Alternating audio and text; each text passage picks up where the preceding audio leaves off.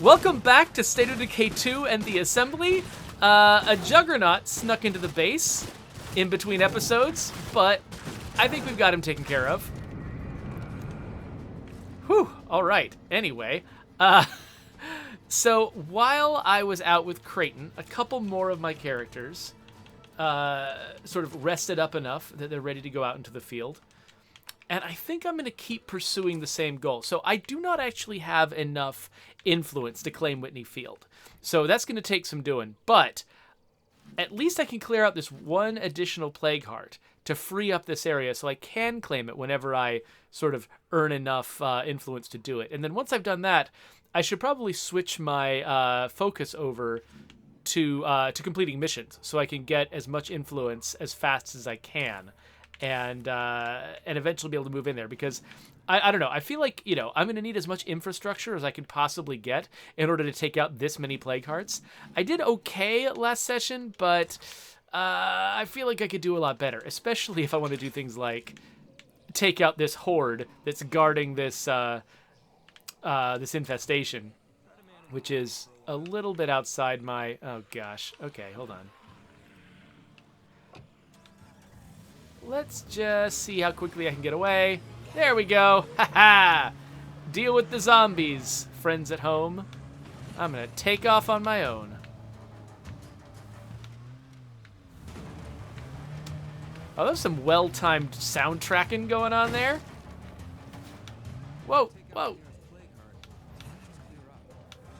Okay, so I'm headed back into the south to clear out the last Plague Heart that might block me from claiming Whitney Field eventually. And then I'm going to switch into collection mode. I'm going to switch into influence collection mode and see if I can actually earn up enough to move into Whitney Field.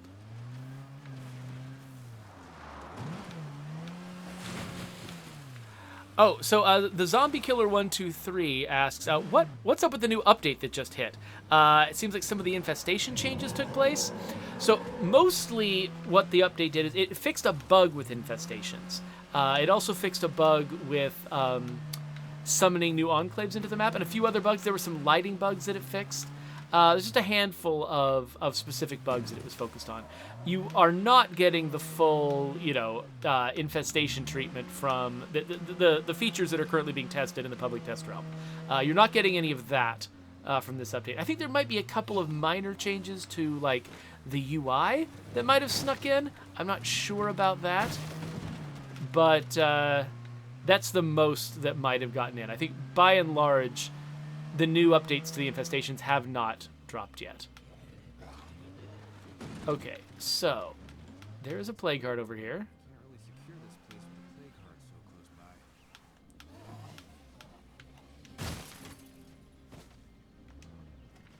So this character, actually, let's... No, don't get in the car. Come on. All right. This character has got gunslinging, which is going to be important. He's kind of got crap cardio, so running around isn't really going to be his forte. Oh, and I forgot. Dang it. One thing I was going to do, I just installed a new handgun ammo press, so that I could grab more 22 rounds, which are now waiting for me at the base, but I don't have any of them in my hand. All right, that's fine. I think we'll be okay. We're only taking out the one Plague Heart. What could go wrong? Hello.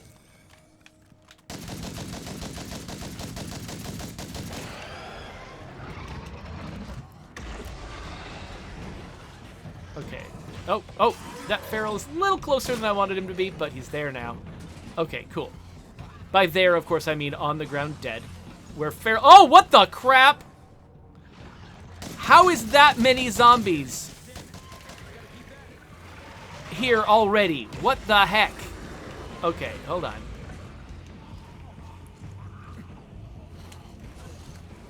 This is what fire is for. Though actually... it might be what Plague Heart destruction waves are for. Oh, get off me! Oh, you jerk. Okay, hold on. Okay, maybe it is what fire is for. Okay, everybody just charge through that fire. Oh, it faded out too fast. Never mind. Oh, and now there's a freaking screamer. Okay, sure.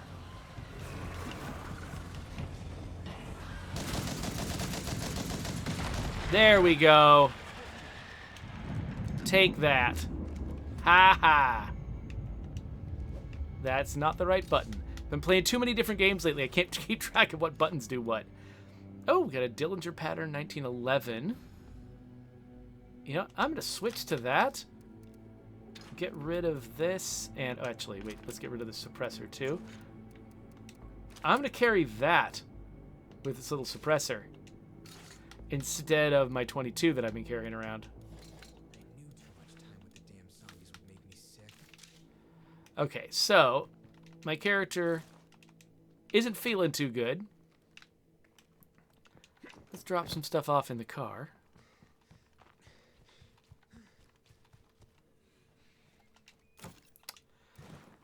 So, so Zombie Killer says that after, you know, grabbing update 29.1, oh, wait a minute. Let me quickly, let's just stick this brake on there just to make things more efficient to carry around. Anyway, it says that he you know, cheated, basically, and used the dev menu to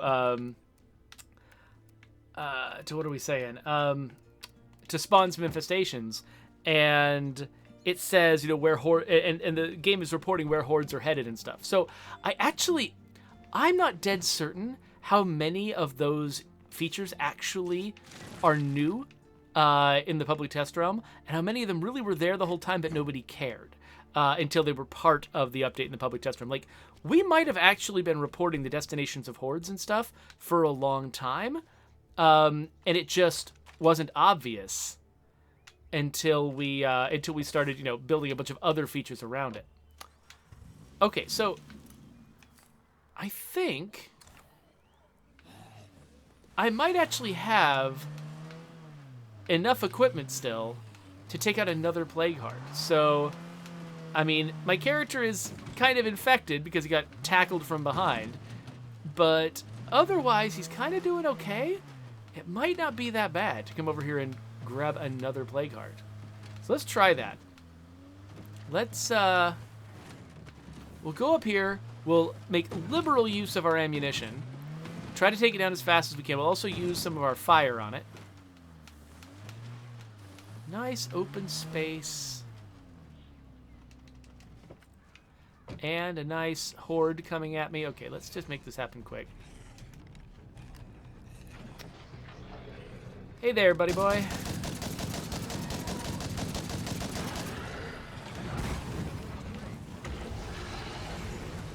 Oh. Okay. So, I think I need to reload. And is there a zombie in the way here? No, get off! Dang it! Oh, and now there's a freaking feral on me. Dang it, all to heck. Okay. No.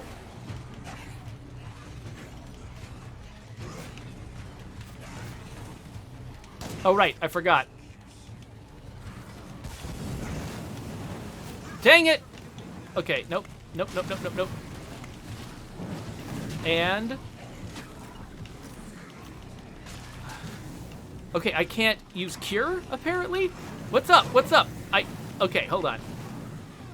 I've damaged my own car, which was very intelligent. Oh, get off. Come on. All right, hold on. Let's take our cure. There we go. I think you can't use cure when you're running around or something. All right. Well, I've got a fair number of bullets left. What else have I got going for me? What are my assets? I can hear the feral. He's running around a bunch. Oh, crap. No! Stop it. I didn't actually mean to get off, but whatever. Once I had my stamina recharged, I could actually... oh, stop it.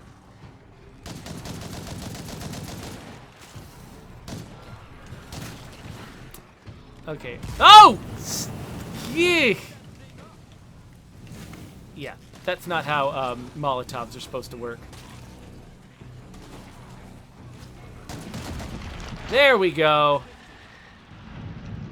All right. Yeah, no, that went fine the whole time. Nothing wrong with that. Oh, good. And I'm glad that, as before, I've picked up the means to fix my stupid car. So, let's go fix my stupid car, which I set on fire myself. So Raneth Court is making fun of me because, of course, one of my problems was I ran out of stamina and was not using any stamina items.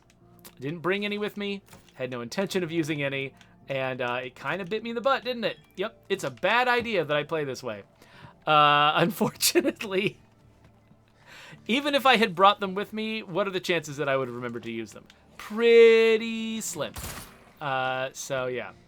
This Dillinger 1911, I just realized that, of course, it fires in bursts, which means I'm wasting ammo with it, because, you know, when you got a character with Gunslinger, you don't need to fire twice. You only need to fire once, because you're going to get a headshot the first time. So is there anything else to do around here? Now that we've been... Oh, yeah, you know what? There's 2 remaining items in that other play card. So let's go back and see if we can clear those out.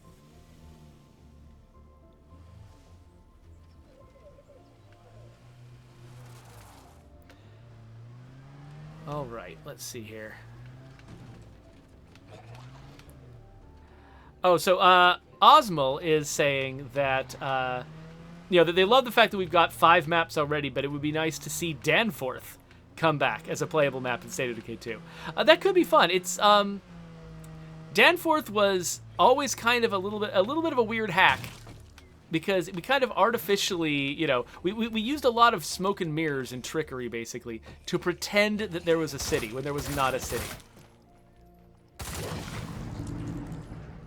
Bloater in sight. And now I'm out of bullets, but I'm happy to have taken those bloaters out. Let's see what else I can grab here. Okay, just one of these. Okay, you know what? Who needs this knife? Nobody needs that knife. Yay! All done. Okay, let's take the stuff back home. We'll take it back home, and then we'll see what missions we feel like taking it. Oh, gosh. Hold on. We got another thing to deal with. Our infestations are spreading like wildfire.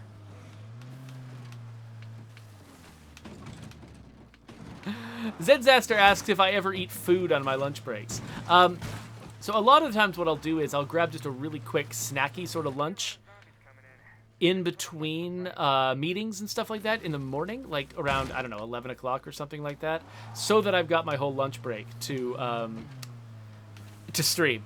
Because that's one of the few times of day when no one at work is expecting anything of me, and no one in my family is expecting anything of me because they're all at school. And so it's kind of the perfect time for me to stream because it's not interrupting or getting in the way of anything else.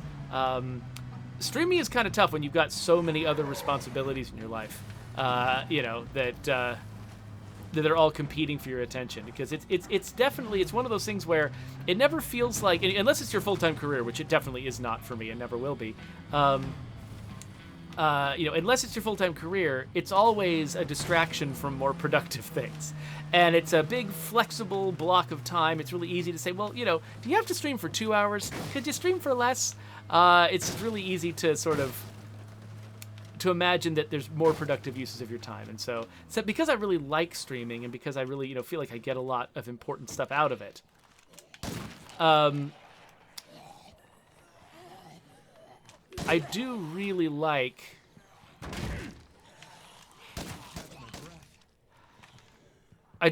you know, being able to find a place to fit it into my schedule. But it always feels like the most important thing is to make sure that whatever place I find for it in my schedule, it's not getting in the way of other things that are more important. So yeah, so that means, you know, I'm not taking time away from work that anyone was expecting me to to use. I'm not taking time away from family stuff. I'm just on my own time.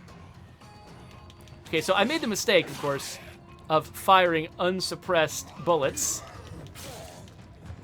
during the early stages of clearing this infestation, so that just brought in a bunch more zombies who can then get adopted into the infestation and make it take longer. But we got it done, so now we'll head home.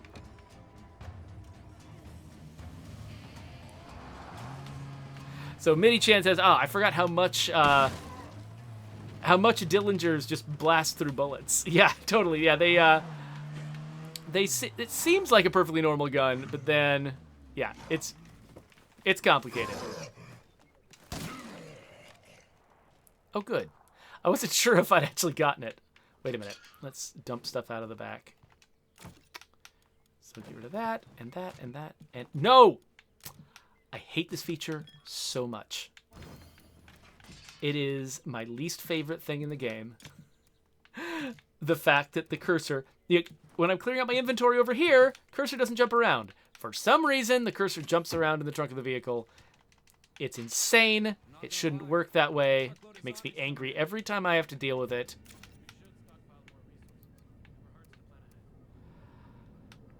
And... Actually, let's not have this guy just ambiently carry a bunch of fire with him. Other people might need that fire. Let's... Oh, and let's also put away that Dillinger. And let's give him a slightly more useful gun. Or at least a more, yeah. At least a more efficient gun. And then we'll give him a suppressor on it. We'll grab a few more bullets for this rifle. And now let's deal with this siege. Hello, zombie siege.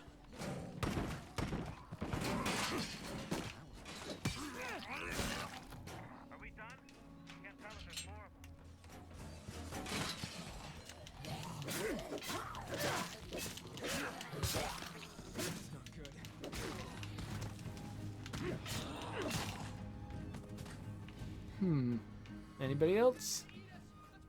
That guy.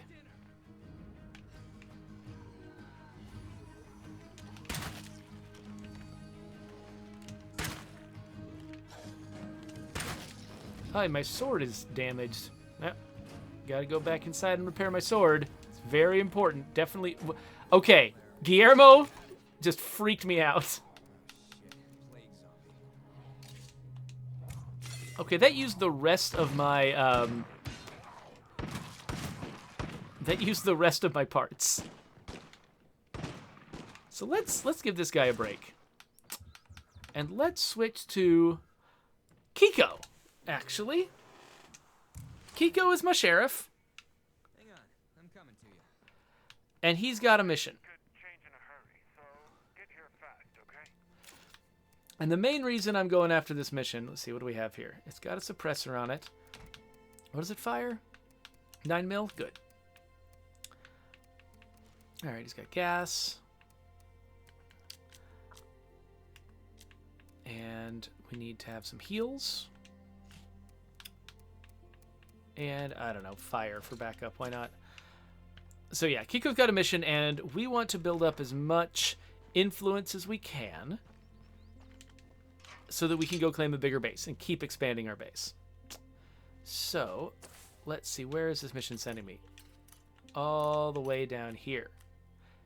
Head to the old homestead to resolve the dispute. I'm sure this will be just lots of fun. Nothing dangerous. Everything's gonna be fine.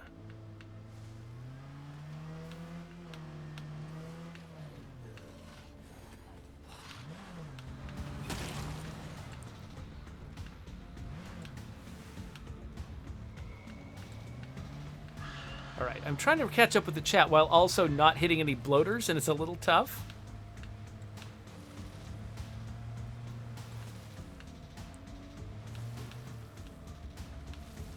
Zed Zaster asks, why does the grass not burn when it catches on fire? You might not realize this, but video game worlds are fake, and every single thing that they do has to be specifically designed that way. So if you want to build your game around like fire propagation and stuff being a really serious and important part of your game, like say you're making a Far Cry game, then yeah, you will absolutely model, fire propagation across, grass, having grass catch fire, change color, that sort of thing. But if that's not a central part of your game, you're going to put all your efforts into other things. And so that's what we did. We wanted to have fire in the game to burn zombies. We weren't trying to go for, fire is not a central part of our game's experience. And so we didn't take it any further than we needed to. What is going on? Are these guys chasing zombies or running away? What's happening?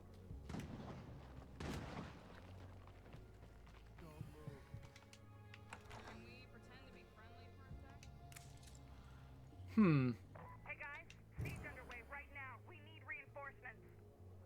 Sounds like somebody's in trouble. Okay, apparently somebody's in trouble, but I'm trying to resolve a dispute over here. So all I did was kill a zombie while scavenging here. These troublemakers ran up and accused me of stealing. Sounds like you made a move while these guys held back. Take what you need. Yeah, go for it, Chelsea. You win. Yeah, that's bullshit, and you know it. Sorry, Desto. If we had a sheriff, I thought things might get better. I guess not. Oh well. See you later, buddy. Yay! We just got 200 more influence. Awesome. What else have we got out there? So we got Prepperant, if I'm going to go home and grab Bruno. We've also got these folks who are under siege. I don't trust them, though. Maybe I'd rather go after these folks instead. We're sending help. As long as you get here soon, okay?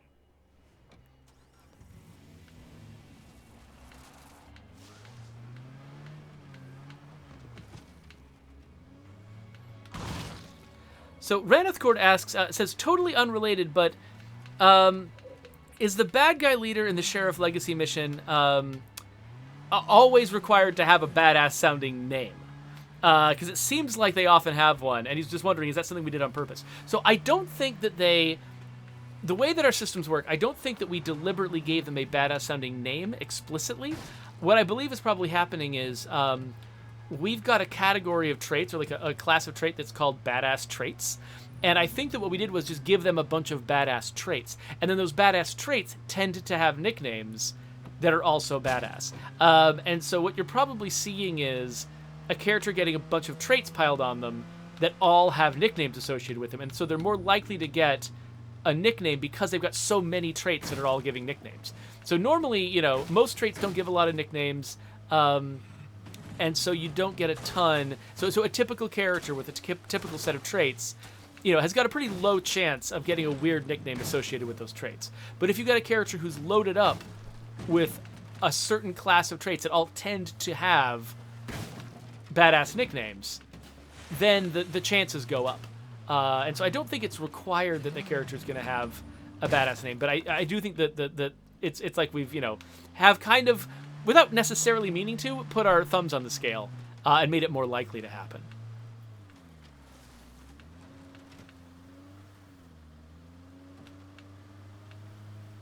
If I take out the nearest plague heart, this might just clear up.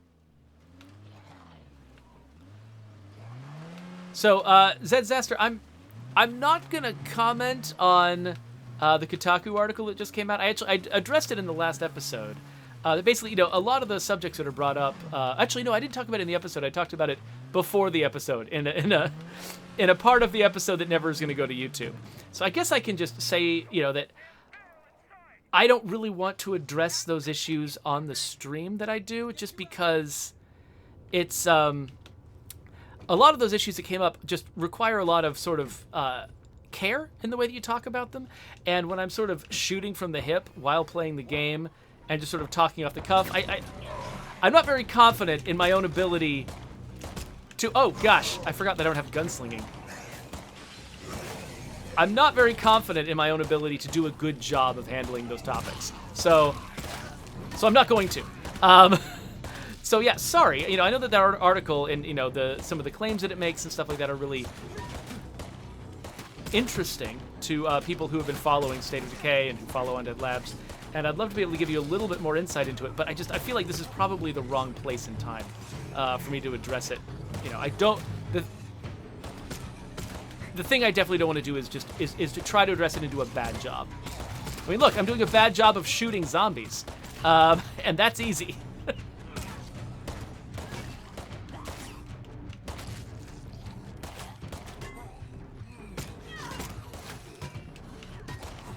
Okay, dang it. Come here. I felt like I saw a freak coming on the mini-map. Oh, it's a bloater. Oh, was there a bloater hidden right there and it exploded?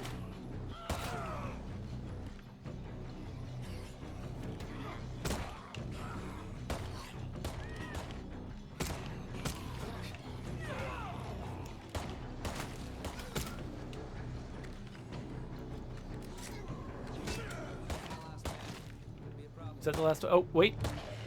There we go. That was pretty easy. Not usual, but I'll take it. I owe you one. Sure thing. Take care. Okay, are we done? Do we have to talk to somebody? Oh, nope.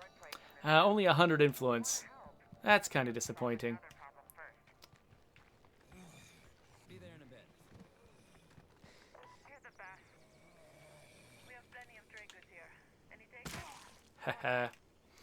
We're the Titanic, and that plan is a big fucking iceberg. All right. So I did that. Oh, here's another. Ooh, a wandering trader. Ooh. Okay, actually, you know, that actually seems like a really good way for me to get some influence. So let me try that. Okay, so now that I'm not under, like, threat of my life, I feel like I can say a little bit more without being, you know, quite as worried about, you know, saying something stupid. So there's a few different topics that came up in that Kotaku article. And, you know, some of them were...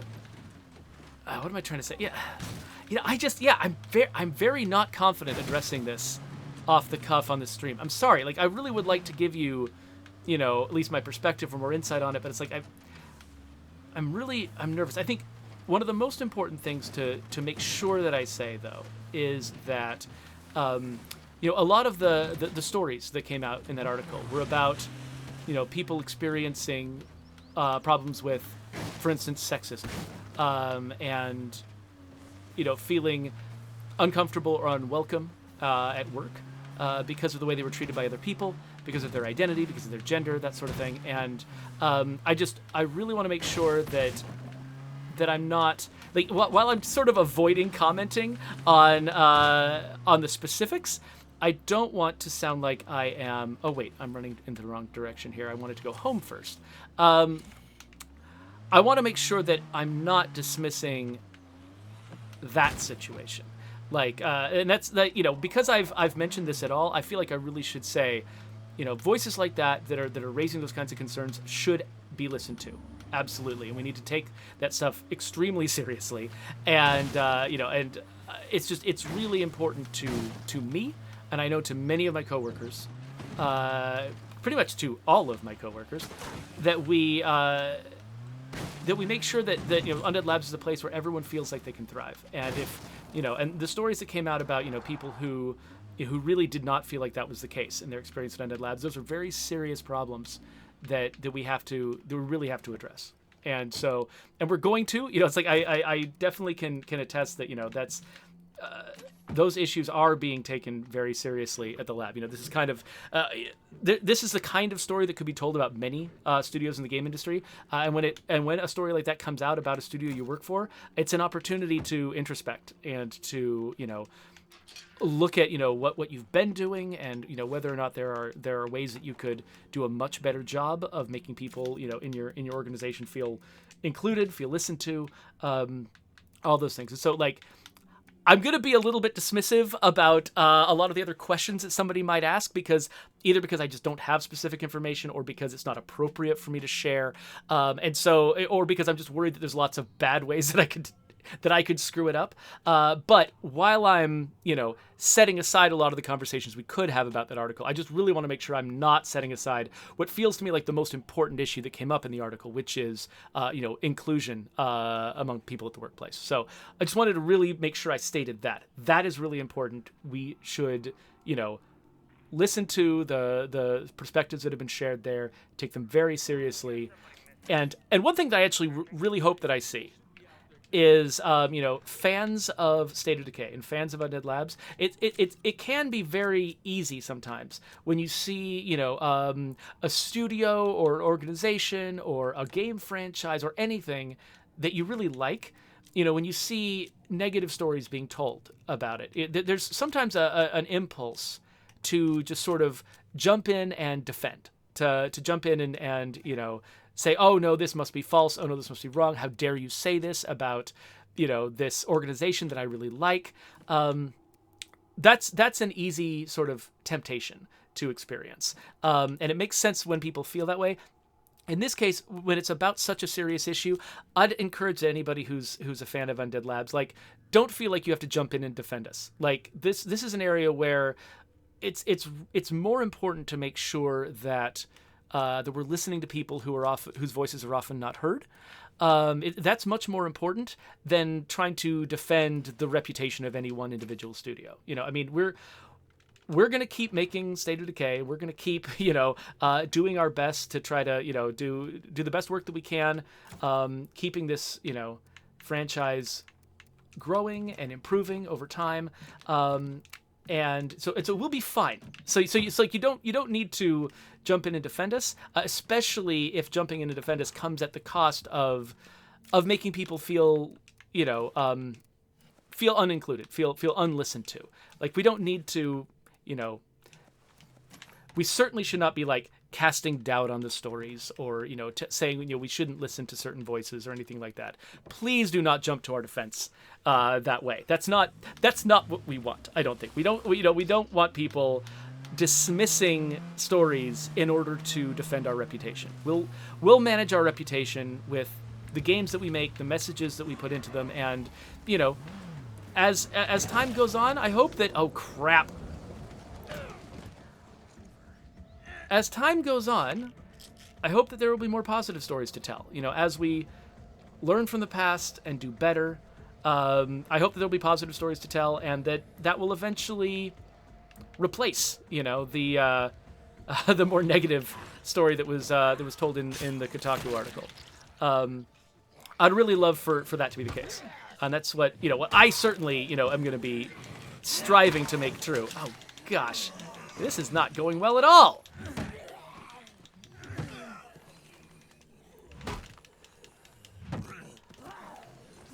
But yeah, so we're not going to need that. But yeah, so if you're tempted to sort of, jump to our defense, it's not necessary. We'll be okay. What's more important is making sure that, that people throughout the game industry, because sometimes, these stories, they're partially about an individual company, but they're also partially about just the industry as a whole. And, and I would not want, our fans to be the people who are going out there and saying, this isn't a real problem, we need to stop, making a big deal out of this or whatever. We don't want our fans to be the people who are sending that message. We want everyone to realize these are really serious problems that we have to take seriously, and not just for ourselves and not just for our own colleagues, but for game developers, tech industry workers, entertainment industry workers, whoever it is around the jobosphere who are experiencing these kinds of problems. We want things to get better for those folks, and we want and so we want things like this to be taken seriously, even at the cost of our reputation. If it means that we have to be among the people who are early in line to take a hard look at ourselves, then that's fine. That's okay. The important part is that those hard looks are being taken, and that progress is being made. That was way more than I actually intended to say about this. I'm actually very nervous that some way that I just phrased that is going to come across wrong, and that I will do more harm than good. That's why I was initially hesitating to say anything because I don't want to do more harm than good. That's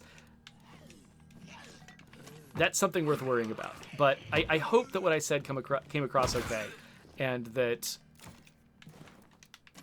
and that I don't know.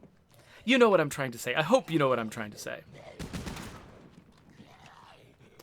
In the meantime, so I didn't answer any of Zed Zaster's questions because Zed Zaster was more concerned with the question of, what the stories in that article say about State of Decay 3.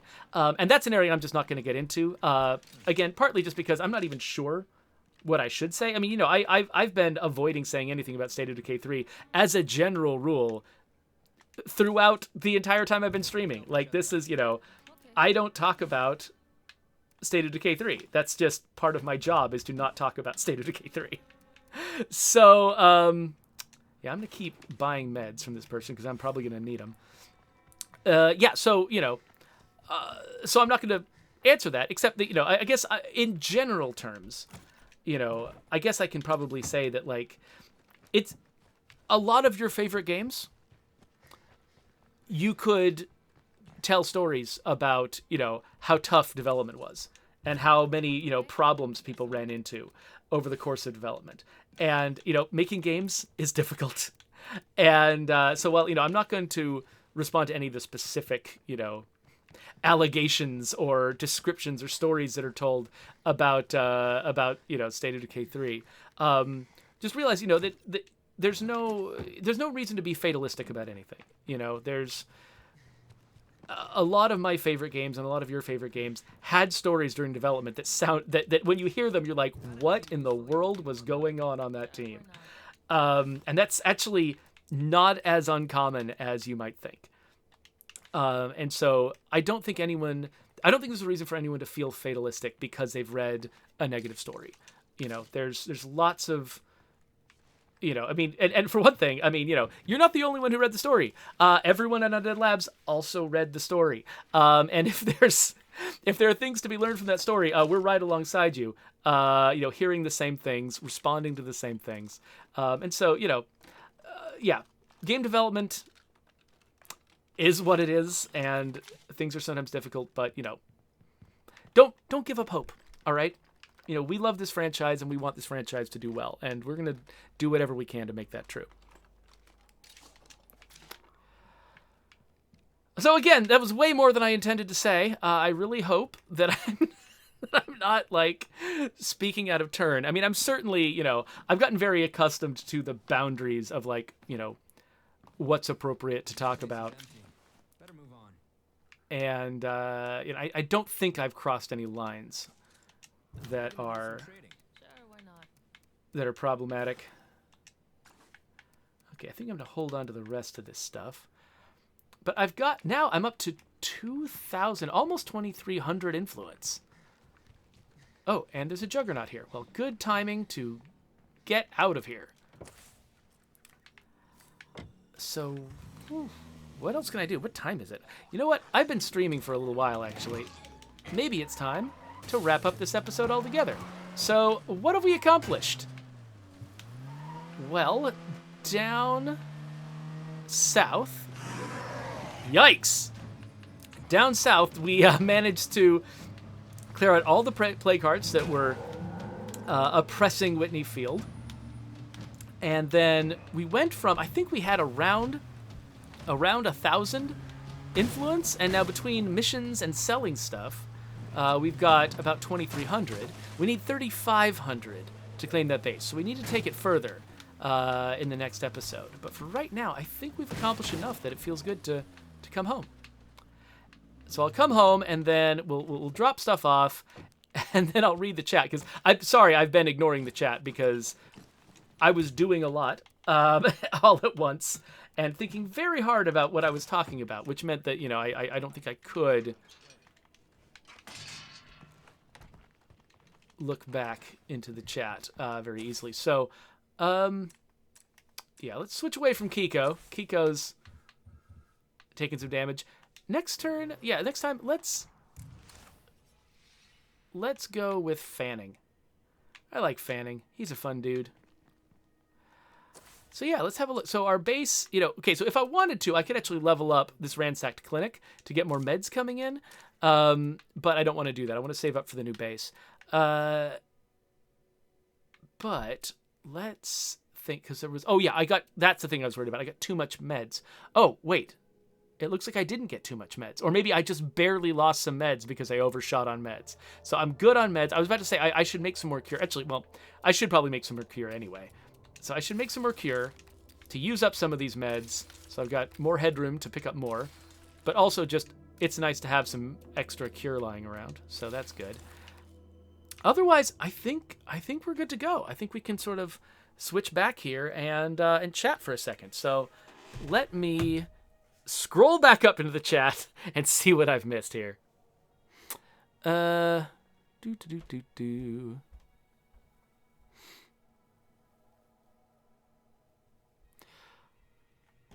Okay, so yeah, Zed Zaster's bringing up some some culture war stuff that I think I'm probably just not going to get into at all. Sorry, Zed Zaster. I know you wanted to have a certain kind of conversation. I think I'm just not really super interested in taking that much further. Oh,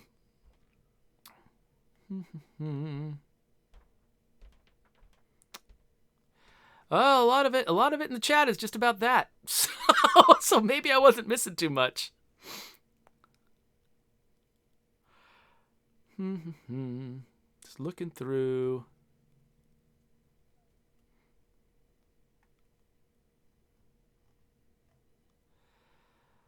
Oh, hey, we've got a bot who came into the chat advertising stuff. That's cool. Looks like Ranith Cord got him. Nice work, Ranith Cord. The zombie killer. People have been talking about, game developers who have been facing lawsuits and things like that. And then Zombie Killer says, Undead Labs is going to get sued by me if they don't release State of Decay 3 soon. I don't think you actually want us to release a game before it's done. That feels like it would be a bad plan for everyone and you wouldn't enjoy it. So I'm not going to take that very seriously. And I don't think you mean that very seriously either. All right, yeah, so Jimmy the Geek XL says, I suppose everyone is talking about the article that came out today. I hope Undead Labs is in a good state now. I think everybody at Undead Labs is grappling with the article and the stories that were told in the article in different ways. It kind of applies to each of us in different ways. And, there's different things that different members of the studio need to do in response to the article. And in response to, not really in response to the article, it's like, a lot of the things that were talked about in the article were not surprises to us internally. We kind of knew it was coming because we've been aware of some of these problems ourselves. We've been already trying to grapple with a lot of these problems without needing the article to tell us to do it. So it's the article we're reacting to. Though there were, a couple of things that were said in the article that might have a different impact on I'm not going to get into it. But the point is, the issues that were raised by the article are things that we need to grapple with. And each of us is sort of tackling it from our own perspective in our own way, because it requires different things of us. And so, yeah, but by and large, the studio is taking it in stride. I think the studio is taking it in a very healthy way. The discussions that I've heard around the studio are very focused on, well, let's make sure that, that this studio gets better and that you can't write another article like this, in the future, because, we do such a good job of responding to these issues and making things better. So that's the attitude that I've been hearing around the office. And I think it's good. It's one of the things that makes me, proud to work in Undead Labs. Even when things go wrong, there are a lot of people at the studio who are very, very devoted to getting them right. And I think that means a lot to me, even though, I've had, different kinds of bad experiences at work before. In the past practically a decade that I've worked in Undead Labs, I've had times where I, went into therapy because of experiences I had that were so bad. But I've also always had people at the lab that I knew I could trust, that I knew had everyone's best interest at heart, and that can sometimes get you through even bad times. That are very. You can have serious problems at a place, and still love the place for other reasons, and that's kind of that's the perspective. That's the perspective that I have. But a place like that can only be valuable if you really are working hard to try to repair the problems that are there. You can't just, it's not a case of, oh, you just take the good with the bad. Who cares about the bad stuff because there's good stuff too. No, it's the good stuff is what makes it worthwhile to work on the bad stuff and fix the bad stuff. If you've got a company that is nothing but bad stuff, yeah, just, go away and burn it all down.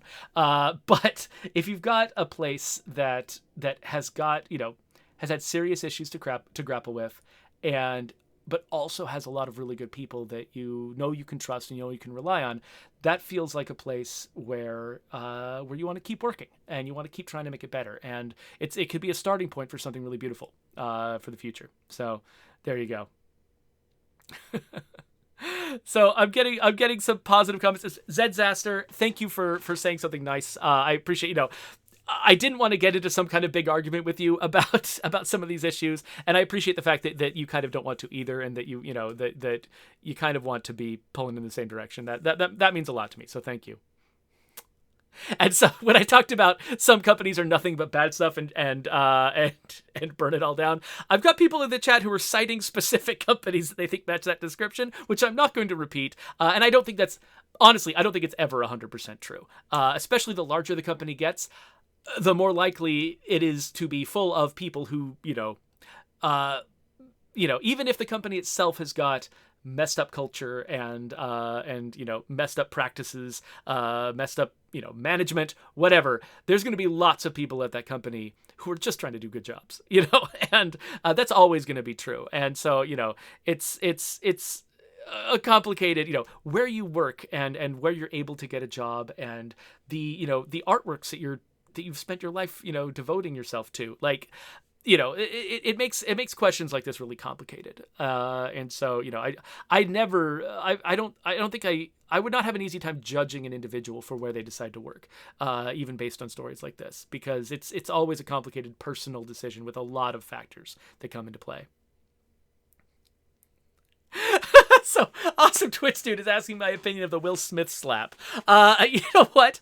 I've already probably gotten myself in enough trouble talking out of turn about issues that are bigger than me, that maybe I shouldn't weigh in on that one. I'll leave that one to people who are maybe a little bit more plugged into the entire situation than I am. I'll leave that to better informed and better connected people than I. Whew, okay. We should probably end this video before I'm fired. So here's a subscribe button. The next time I play with the assembly, it'll be here, and it'll probably be next week sometime, which means that hopefully we'll have other things to talk about than these challenging topics.